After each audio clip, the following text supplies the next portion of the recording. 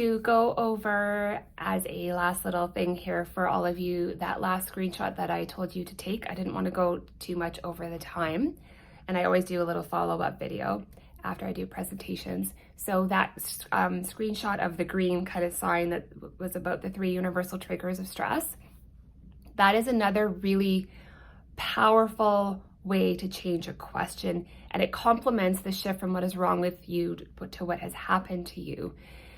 Those 3 triggers, uncertainty, loss of control, lack of information, are the main triggers of stress. If you look at anything that has ever triggered stress in you, 1 or 2 or all 3 of those were at play. And this is another one of those beautiful things that works as well for a 2-year-old as it does for a 55-year-old, because whether it is a 2-year-old or you are an adult and something is triggering you, if you understand that this feeling that you're feeling, despite the narrative and the story about it, because we can get really caught up in our narratives because we're humans and we like to have our stories for how things are and why they happen. If you can take a step back for yourself or for your employee or for your child and say in whatever words work for you, okay, you're clearly triggered. There is some stress here. Which of the 3 universal triggers of stress can I help you with right now? Even if you're saying that in your mind about what you're looking at, especially with a kid, right? Because they're gonna go, huh? What are you talking about?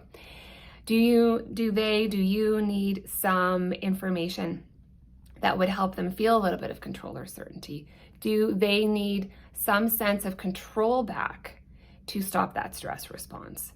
Do they need some certainty in something? And especially with kids. I mean, I'm obviously a huge fan of attachment parenting. It's hard to be trauma informed and not be, because it works so much with the triggers of stress and the nervous system and the brain development and the understanding of ACEs and everything that I talked about, really.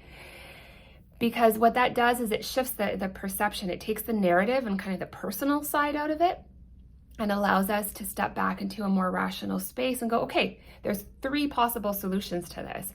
Which one of these do you need? And then what it does is it kind of really humanizes us to each other too, because we're all triggered by the same thing.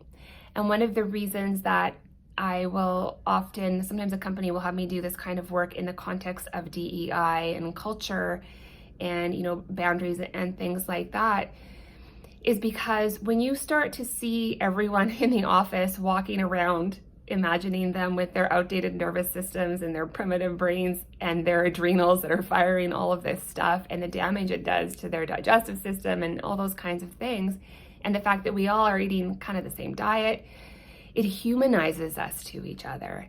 And it really is a valuable way to get back some of the bias that we have in our brains. Because like I said, if you have a brain, you have a bias, and we all have genetics and programming and all these things that we grew up with and, in our history that do make us biased. And it's why DEI is such a big thing now, because we understand where that comes from and we can talk about it in a way that is less blamey and more solution oriented. And so that's why everything that I do, I bring it down to the biology, because we all have a nervous system. We all have a primitive brain. Very many of us have ACEs and a trauma or 2 or 5 or whatever it is.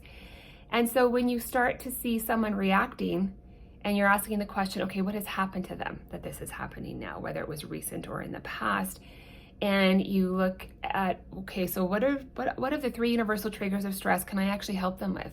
Because even if you can't solve the thing going on, if you can give them a little bit of control somewhere back, or some certainty on something, even if it's not related to what is actually stressing them out, that brings the stress response down and it returns blood flow to the rational brain. Okay, I'm gonna leave that there.